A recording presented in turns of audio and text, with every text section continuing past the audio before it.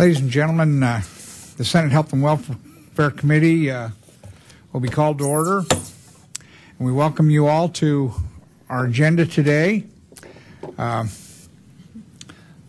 The Secretary will take a silent roll, and Senator Lodge asked to be excused as she had an urgent committee meeting with the Department of Corrections. Hope she's not being arrested. First on the agenda today, we are going to hear Senate Bill 1010, and we're going to ask David Simnett to come forward and present that legislation for us. David, welcome to the committee, and we'll turn the time over to you. Thank you, Mr. Chairman, members of the committee. My name is David Simnett, and I'm the Deputy Administrator in the Department of Health and Welfare's Division of Medicaid. The Department is requesting that the committee send Senate Bill 1010, which amends Title 56, Chapter 255 of Idaho Code, forward with a due pass recommendation. The purpose of this bill is to revise sections of the Medical Assistance Program Code that are related to behavioral health services for Medicaid participants. Over the past several years, the legislature has given clear direction to Medicaid to assess and implement managed care approaches that will help curb costs and improve participant outcomes.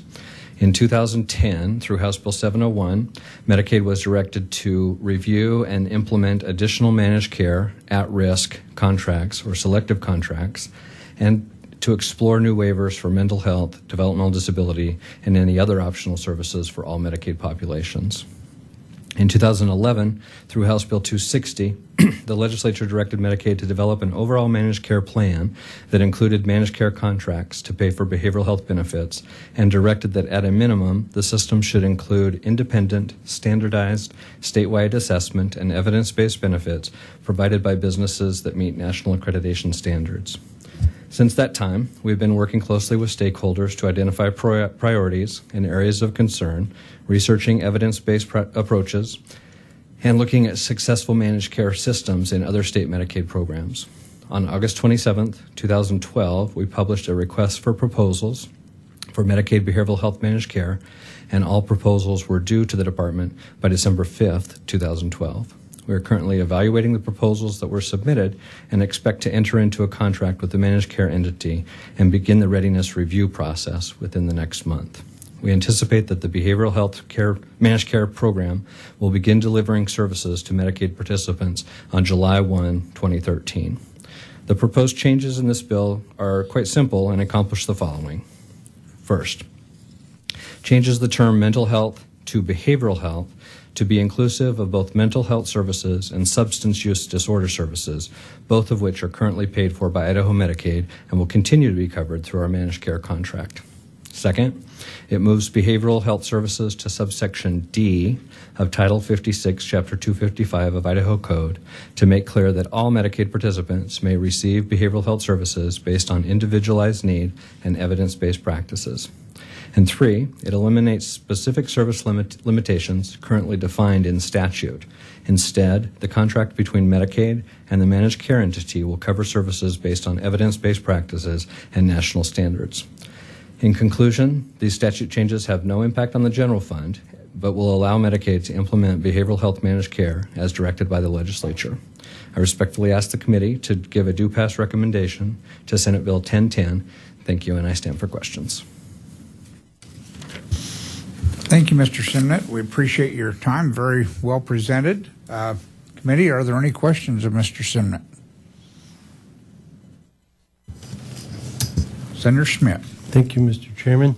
Mr. Simnett, so I'm looking at 1010, and the D that you suggest used to be referring mostly under sub-I under D that's now being excluded, inpatient psychiatric facility services. And so my understanding then is that we are not considering inpatient services when we look for these contracts that we're putting out.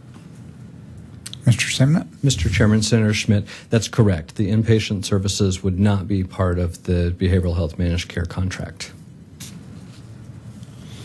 And Follow up, then, Senator Schmidt. Yeah, follow up. Thank you, Mr. Chairman. I'm sorry. And so then the definitions that you're saying change moves behavioral under point 2 on your written presentation, behavioral health services to subsection D. The heading is long-term care services. Is that correct? Mr. Simnett? Mr. Chairman, Senator Schmidt, what happens here is that if I can just take a step back on how the statute is laid out and how it's describing the services for each of the Medicaid benchmark plans that we have. If you look on the first page of the Senate bill and some of the sections that we're not actually changing here,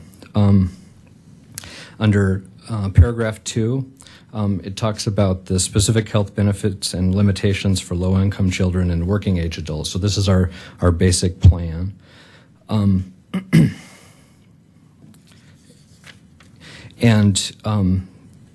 This in A there, it talks about all services described in subsection 5 of this section are included in that plan. And so that's really where this is being moved. And so if the D is kind of confusing, I think I probably should have said paragraph 5. And so it's just describing that we're covering behavioral health benefits for all plans. We're moving it to the paragraph 5. And then the specifics of that will be worked out through that managed care contract. That makes much more sense. Thank you. Does that answer your question, Senator Schmidt? Sorry. Okay, great. Thank you, Mr. Simnett. Are there other questions for Mr. Simnett from the committee? Mr. Chairman. Senator Nuxel. Thank you. Okay, Dave, then what we're basically just looking at is just that we're moving it to managed care. Am I correct? Mr. Simnett. Mr. Chairman, Senator Nuxel, that is correct. This will allow us the flexibility that we need to follow that direction that the legislature gave the department. Thank you. Okay, thank you, Mr. Simnett. Thanks. Is there anyone else in the audience who wishes to testify today relative to this Senate Bill 1010? Senator Nuxel, do you have a question? Okay. Okay, committee, the bill is before you. Is there a discussion on the bill? Mr. Chairman. Senator Hagedorn. Thank you, Mr. Chairman. If a motion is in order. A motion is always in order. Thank you. Thank you, Mr. Chairman. I would move that we send Senate Bill 1010 to the floor with a due pass recommendation. Second. Senator Martin. Okay, the motion's been made by Senator Hagedorn that we send Senate Bill 1010 to the floor with a due pass recommendation, seconded by Senator Martin. Is there further discussion on the bill? All those in favor, say aye. Aye. Are there any opposed? Thank you. It looks like Senate Bill 1010 will be sent to the floor with a due pass recommendation. Is there anyone that would like to volunteer to carry the Senate bill on the floor? I'll do that, Mr. Chairman. Senator Hagedorn has volunteered. Thank you, Senator Hagedorn. And thank you, committee.